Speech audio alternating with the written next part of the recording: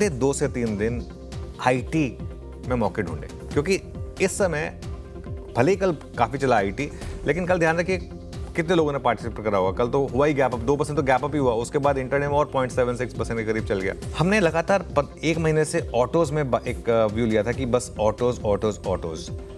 पहले साइन दिख रहे हैं कि अब ऑटोज में अगर आप चाहें तो थोड़ी मुनाफा वसूली करें। आईटी इंडेक्स देखिए कल ही की तरह आज भी दिन के हाईस पर कामकाज करता हुआ 0.3% के आसपास। सुबह क्या बात हुई थी? ऑटो इंडेक्स में मुनाफा वसूली, auto stocks for the time being, वो जो अच्छा मोमेंटम हमने राइड किया हुआ है, शायद अब कूल ऑफ होने का समय है। और वो देखिए ऑटो इंडेक्स बढ़िया बाजार में दिन के लोस के इर्द गिर्द कामकाज करता हुआ।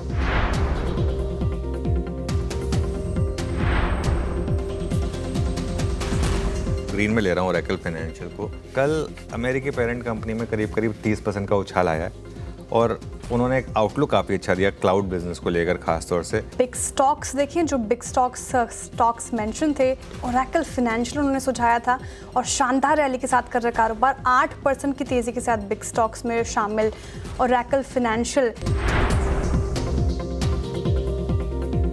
मेरे ख्याल से आज एक और सेक्टर पर नज़र रखे, वो हैं सी मरीन वाले जो स्टॉक्स हैं, जो मतलब ये एपेक्स फूड्स, अवंती फीड्स, ये जो है ना सी फूड एक्सपोर्टर्स जो हैं बेसिकली, उस पर नज़र रखिए। ये स्टॉक्स काफ़ी गिरे थे जब वो हमारे ऊपर ज़्यादा टैरिफ लगा था, लेकिन यूरोपियन यूनियन के साथ एक डील हुई है ये श्रिम्प एक्सपोर्ट को लेकर, तो ये एक बहुत बड़ा पॉजिटिव है। तो ये 2 स्टॉक्स मेंशन किए गए थे बिग स्टॉक्स में, और आप देखिए आपकी स्क्रीन पे ऑलमोस्ट डे हाई की ट्रैजेक्टरी में 17% 12% ऊपर ट्रेड करते हुए। आजकल मैं रिवर्सल कैंडिडेट्स पिक कर रहा हूँ, आपको याद होगा पिछले 3-4 दिनों से, और उनमें से काफ़ी टचवुड ठीक भी रहे। साइंट एक कैंडिडेट होगा, बहुत, ये देखिए ये बहुत हाई रिस्क टेकर्स के लिए है। स्पॉटलाइट में साइंट मेंशन किया था, उसमें देखिए क्या मजबूती के साथ कामकाज हो रहा है। तो जैसा जैसा सीएनबीसी आवाज में सुबह वो चर्चा में आया था मुनाफे की तैयारी में, ब्यूटीफुली स्क्रीन वैसे ही बिहेव। चलिए शो की शुरुआत करेंगे, और आज निफ्टी आईटी देखिए 900 पॉइंट ऊपर, 2 दिन में वीरू 5% भाग गया ये इंडेक्स। क्या शानदार मोमेंटम रहा है यहाँ पर। अच्छा वैसे बाय द वे, वो मैं जो लास्ट हेडलाइन थी फिच की, मैं ये सोच रहा था कि एक बार 7.8% का ऑफिशियल नंबर आ जाए, उसके बाद थोड़ा इजी होता है ना वो नंबर को अपग्रेड कर देना। मतलब एक बार आपको ऑलरेडी एक नंबर मिल जाए, उसके बाद आप थोड़ा सा आसानी से उस नंबर को अपग्रेड कर सकते हैं। खैर एनीवे, चलिए शो को आगे बढ़ाते हैं। और एक 25,000 की दीवार हमारे लिए, 25,035 तक गए देखिए हम इंट्राडे में सुबह, लेकिन उसके ऊपर नहीं टिक पाए। अब इसका मतलब ये नहीं है कि मार्केट कमज़ोर है, इस चीज़ को समझना होगा लोगों को। कॉन्टेक्स्ट में देखिए, ये मार्केट में 5 दिन से तेज़ी चली आ रही थी, आज 6ठे दिन की तेज़ी है। 6ठे दिन थोड़ी तेज़ी है, 25,000 के आसपास आए हैं। ठीक है, थोड़ा जोर लगाना पड़ेगा 25,000 को क्रॉस करने में, लेकिन 24,450 से 25,000 एक 550 पॉइंट के करीब की रैली हुई है।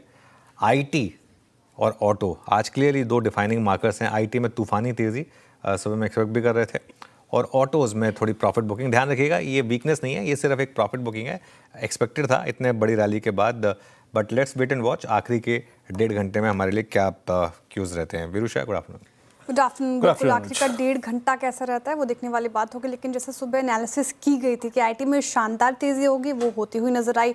ऑटो स्पेस थोड़ा मुनाफा वसूली का शिकार हो सकता है, वो होता हुआ नजर आया। मार्केट में प्रेडिक्शंस जो किए गए थे सटीक बैठे और मार्केट अच्छा परफॉर्म कर रहा है। ब्रॉडर मार्केट में अच्छी खरीदारी, इसलिए ब्रेथ आपको ठीक ठाक नजर आएगी। हालांकि 25,000 टच किया हमने थोड़ा नीचे, लेकिन बड़ा सवाल ये कि जैसा कि आपने भी मेंशन किया 6 दिन से हम तेज़ी के साथ ही कर रहे थे कारोबार, आज 6ठा दिन है। कैसा लग रहा है मार्केट अब इन स्तरों पर?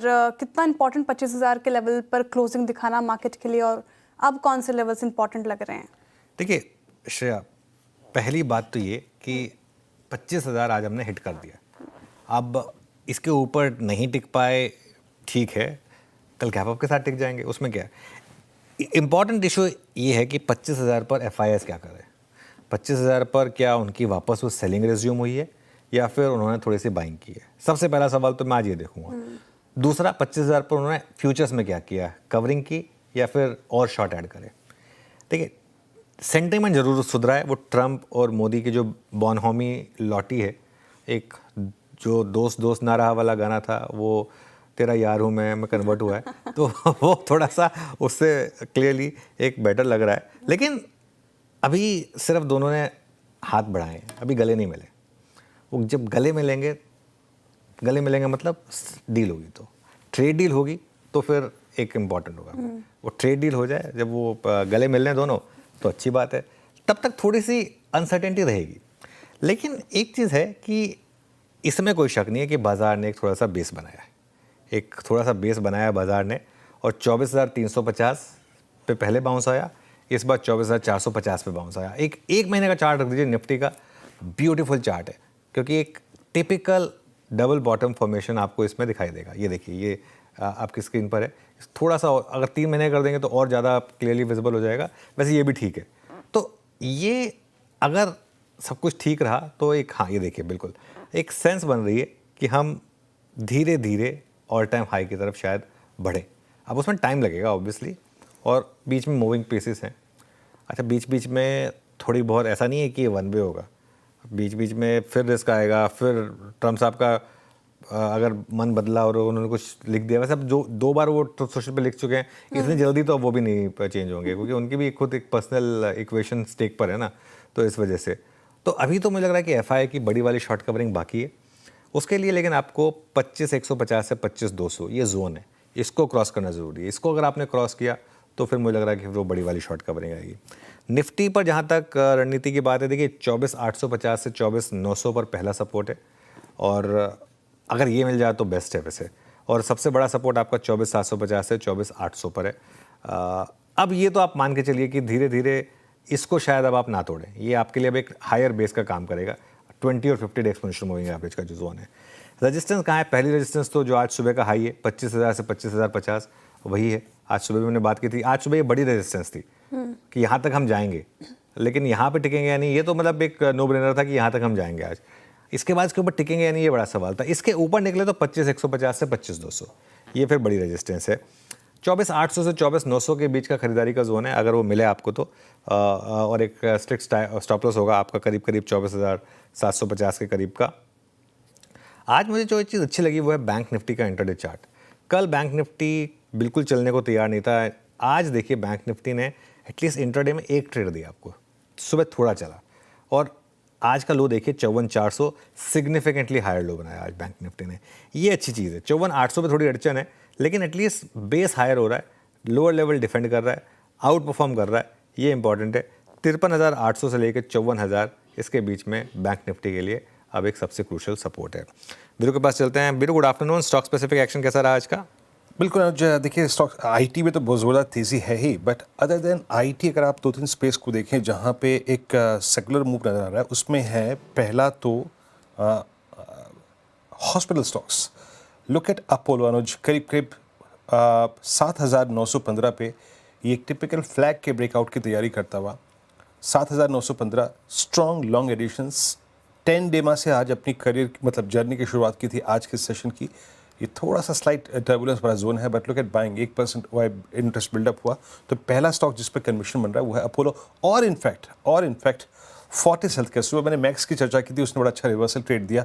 फोर्टिस भी, इनफैक्ट फोर्टिस अगर आप देखें तो ये भी एक बहुत ही क्लियर कट ब्रेकआउट की तरफ बढ़ता हुआ 961, और लगभग आप समझिएगा कि 18 अगस्त से लेकर अब तक के कंसोलिडेशन के बाद ये इस रेंज को बाइसेट करने की तैयारी कर रहा है। जो कहते हैं फायरिंग ऑल सिलेंडर्स, मैक्स हो गया, चाहे वो फोर्टिस हो गया, चाहे वो अपोलो, तीनों पे कार्यक्रम के मिड में भी चर्चा करेंगे। बहुत स्ट्रॉन्ग स्टैट्स हैं तीनों की।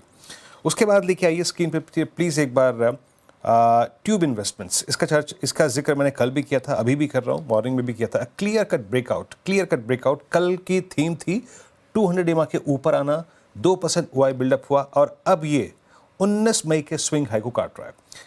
200 डेमा कल भी पार हुआ था। 19 मई का स्विंग हाई का काटना मतलब ये है कि आप अब ऑलमोस्ट 10 फरवरी के बाद की सबसे हाईएस्ट ट्रैजेक्टरी में है, और 19 फरवरी को जो हाई था वो उस वक्त 200 डेमा था।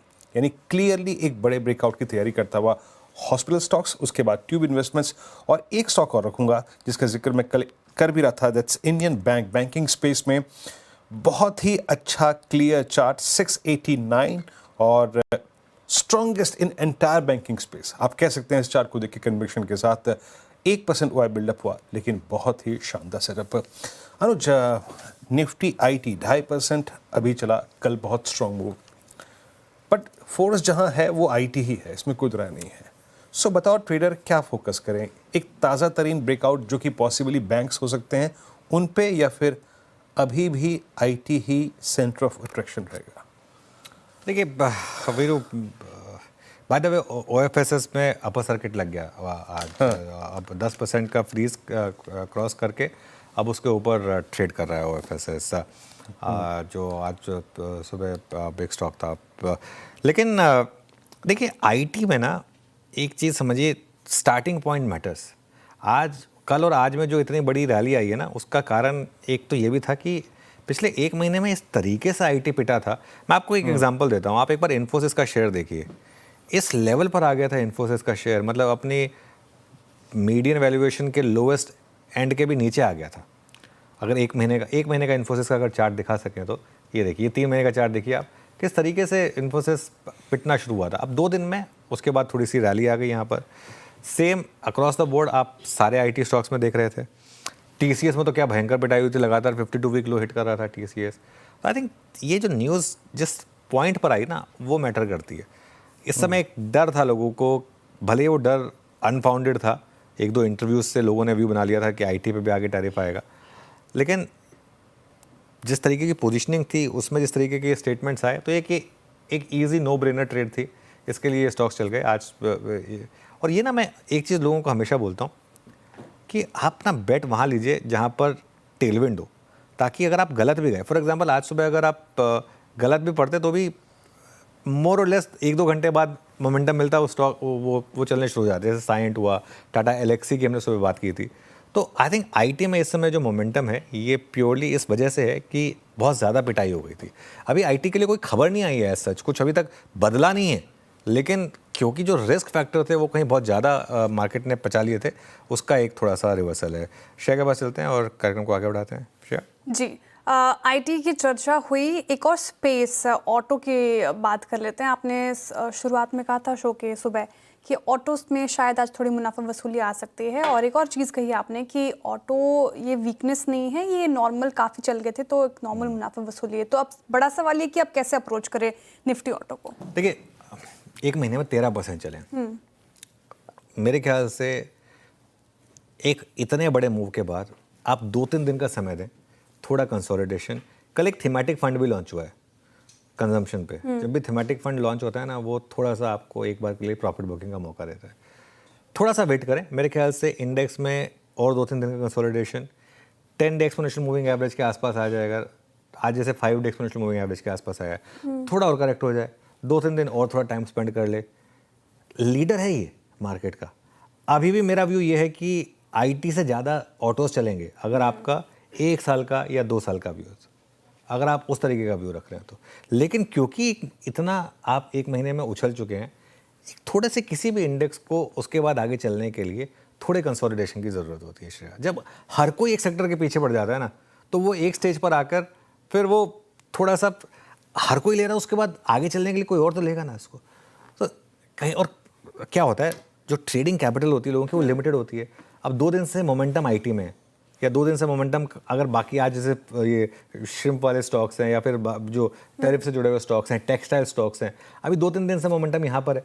अब तक ट्रिगर सिर्फ आपके पास ऑटो सेक्टर में था, इसके लिए सारा पैसा ऑटो सेक्टर में जा रहा था, हर कोई बाकी जगह से पैसा निकाल कर ऑटो में जा रहे थे। अब थोड़ा सा लोग उसको वापस ले रहे हैं और दूसरी जगह जा रहे हैं, तो थोड़ा करेक्शन दीजिए और उसके बाद बिल्कुल हाँ।